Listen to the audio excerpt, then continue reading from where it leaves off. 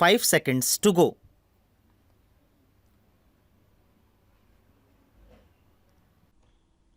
Mr. Vice Chairman, Sir, I welcome the budget proposals for the year 1982-83, which are all comprehensive and which embrace most of the development plans that we have envisaged for the establishment of a socialistic society in this country.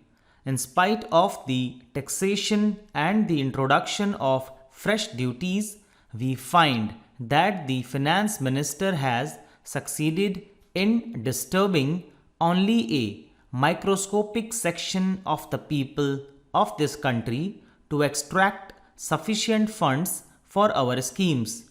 The finance minister has also succeeded in finding funds for almost all the development plans of this country, which will add to our good. While we discuss the general aspects of the budget, we will have to consider the activities of most of the sections that are now covered in the budget.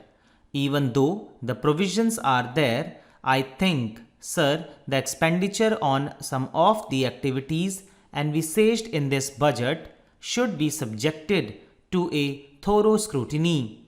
In this respect, sir, I wish to bring to the notice of this House the special feature of the educational system of this country. Some of the members have mentioned something about the educational system of this country, have remarked that the allocation of funds is not adequate and that the provision should be revised according to the needs of this country.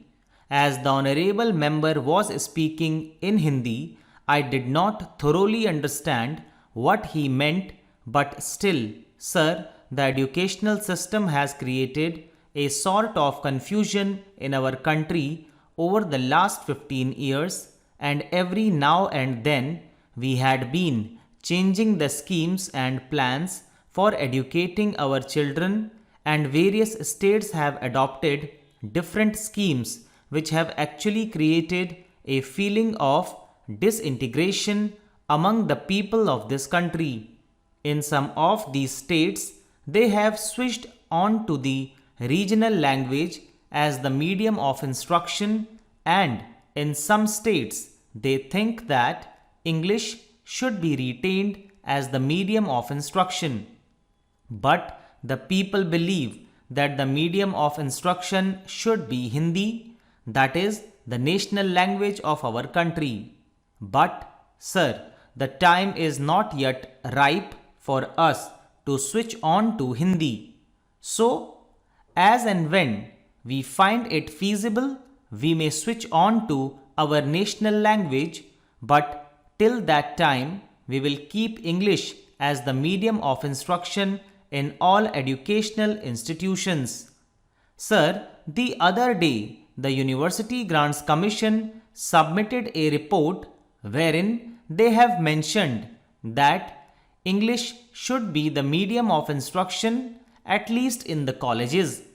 Sir, it is my opinion that English should be retained in this country for years to come till we find that we could translate all the essential books, books on science and technology, etc., into Hindi, which should be able to help in educating our boys, especially in the technical institutions, through Hindi as the medium. Here, sir, some of the members have pointed out with regard to the introduction of different types of education in the same state or in various parts of this country. We find that a majority of the children of our country are educated in the basic system, which brings out, as far as I know, second-class citizens in this country who are to be governed by the boys who are sent to the public schools. Most of the children of the haves are sent to the public schools and they are imparted expert training, and when they come out, they are definitely superior to those boys who undergo this basic system of education.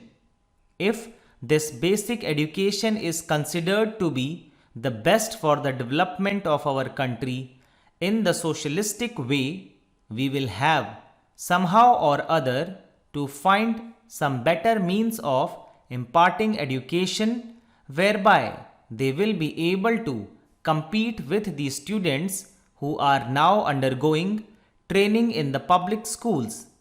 Unless we do it, we will be creating, as I previously mentioned, a second class of citizens in this country.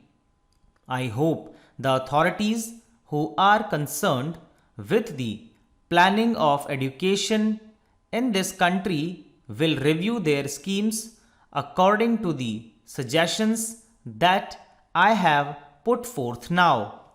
In the same way, sir, our country is mainly depending on our agriculture and industries for the development of our economy. But the agriculturists are an ignorant section of our people who do not find, in spite of the development in that sector of our economy of high production, a better income as the industrial section is having in this country. The industrial section is fast improving and their standard of living has gone high. At the same time, in spite of the better production in the agricultural section, the agrarian population has not come at par with the industrial section of this country. In the same way, industrial laborers are organized. Most of them are given so many benefits and advantages according to the legislation that is passed for the betterment of industrial laborers of this country. Stop. दोस्तों इसी के साथ ही dictation finish होती है। पूरी उम्मीद है आप लोगों ने इसे बहुत अच्छे से लिखा होगा। कंटिन्यू मेहनत आप कर रहे हैं, ऐसी मुझे उम्मीद रहती है हमेशा से ही। अब आपसे मुलाकात करूंगा अगली क्लास में अगली किसी ट्रांसक्रिप्शन के साथ। तब तक के लिए बाय बाय, टेक केयर।